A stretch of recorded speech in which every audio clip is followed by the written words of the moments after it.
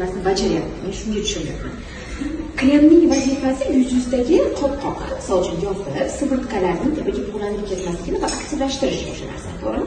Keyin uni ustiga primer qo'ygan vaqtda primer poralarni yopadi-da, tonalkani ichiga kirib ketmasligini ta'minlab beradi. Mana poralarni tekis qilib beradi, yopib beradi. Bunaqa o'tirmasligini oldini oladi. Krem bunaqa vazifa bajarmaydi. Krem yumshatib bergani uchun qoplovni baza vazifasida qilib ko'radi, lekin tushunmayman. Nega baza deydi?